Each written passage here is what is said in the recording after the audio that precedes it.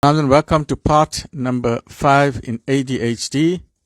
Just a reminder, attention deficit, high activity. That's ADHD. Very, very common. More than 400 million people all over the world have ADHD. Main thing about the series is to share knowledge, to inform and educate parents and those who don't have ADHD in the house, but mainly for the teachers and educators. ADHD is very common and the role of the teachers very, very important. But because of ignorance, we have stigma. So please, let's remove the stigma. Let's end the stigma. It does not mean there's something that kid is crazy or something wrong with the kid. We must understand it is either a neurodiversity problem or a brain development problem or a neurodevelopment problem. But it's just like similar to kids having different milestones. Different kids have different talents. Different kids have different skills. Doesn't mean that if a kid doesn't do well in maths and science that there's something wrong with the kid. And please, our teachers and educators, please don't traumatize our children. Please don't tell our children that they are stupid. As what I say in my amazing brain workshops, I've had so many adults. I've spoken to adults who are 50 and 60 years old. I said, why haven't you really done much in your life? They say, when I was young in school, my teacher told me I was stupid. Imagine a 50-year-old beautiful woman. She thinks she is stupid. And I said, why? She said, no, my teacher told me. She made me stand up in the middle of class and she told me she's stupid. So please, teachers, don't embarrass our children. Don't make them disabled. Don't give them brain disability by telling them they are stupid, by putting their brain in the cage. We all got different abilities. We all got different skills. And that's what I used to do in my whole brain workshops. There is different types of intelligences. Please, teachers, don't put our children's brain in the cage by saying that they are stupid. Let's leave these. Don't humiliate your child in front of the class, please. Especially the child got ADHD. Try and understand what is going on. Others, we as teachers, we are causing more problems for our children who have various types of issues. Maybe there's a problem at home with grief or other problems. So let's get to today's topic. And the main thing is, we're talking about ADHD. And today's session, we are in video number 5. Part number 5. Is it number 5? Okay, there we go. There we are, part number 5. Okay, we've done 4. Today we're busy with part number 5. Right. What to know about ADHD screening for your child. If you're having your child screened for ADHD, take the steps. So screening for ADHD, there's a certain few steps that you must follow.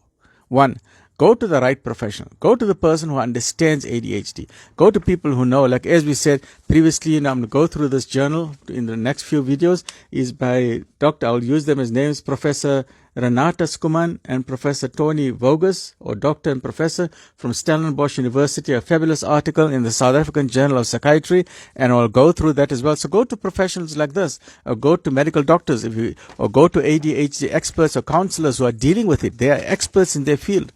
So first and foremost, go to the right professional. The best thing you can do is to find a healthcare professional with expertise in ADHD.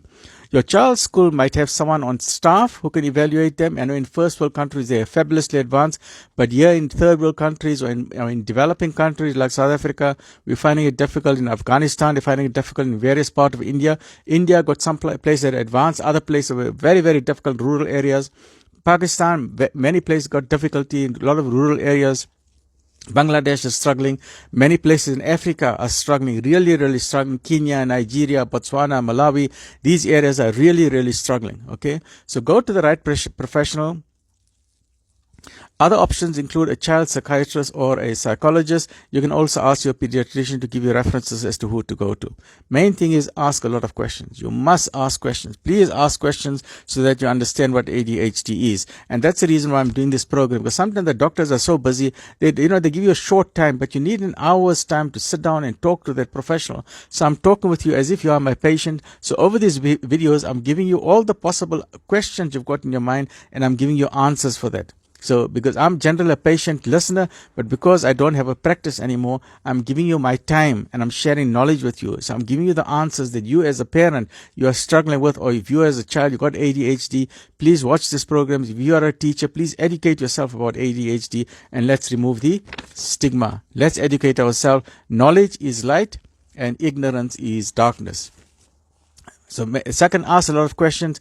Include your teacher. Your teacher is a vital part of the team. The teacher is a team member. So you're a team member, your child is a team member, your teacher is a team member, and the professional, your doctor is a team member.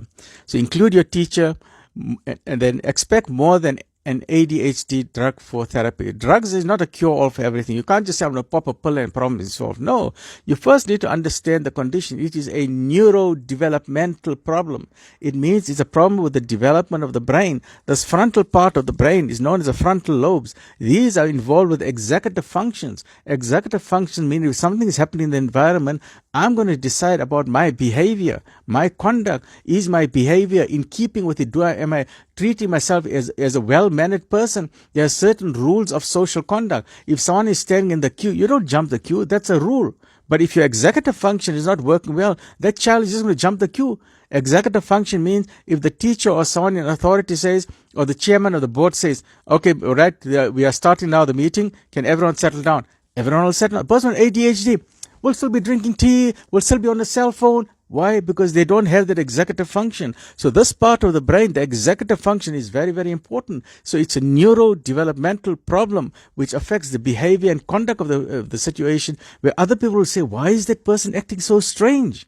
So the person is acting unusually strange, like as if there's something wrong. So, but there is a problem with the development, the executive function. This is where the difficulty is.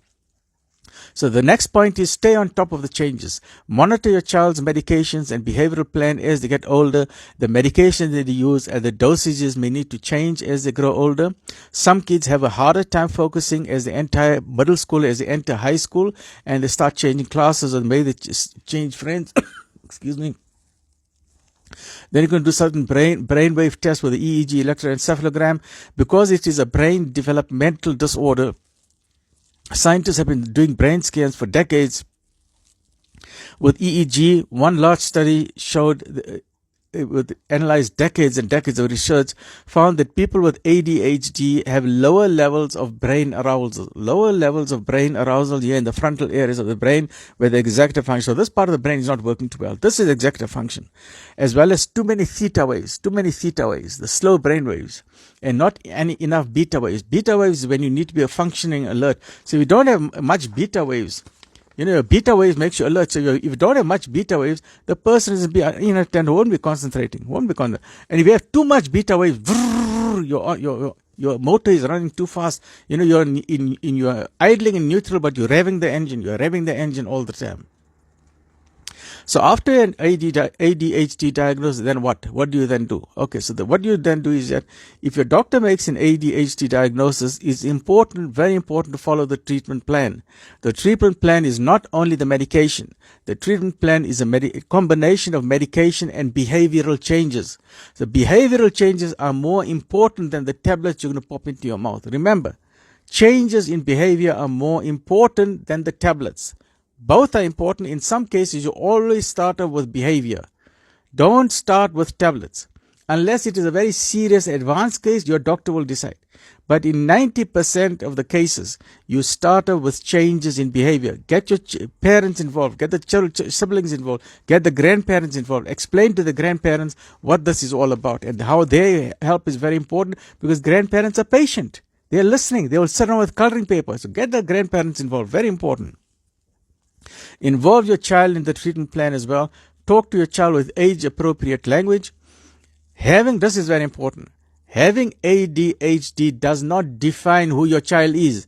Don't say my child is broken. No, your child got certain other intelligences and we need to find it. So please watch my program where I talk specifically about it. The title of that video is called ADHD IQ. IQ stands for intelligence, but there's different types of intelligences, and I will talk about that in detail. So the lesson for today is that ADHD is a common brain disorder, but the knowledge of that is we don't know much, because the people don't know much, and in our country, because the educators don't know much, and because of that, there's a lot of stigma around it. So we need to remove the stigma.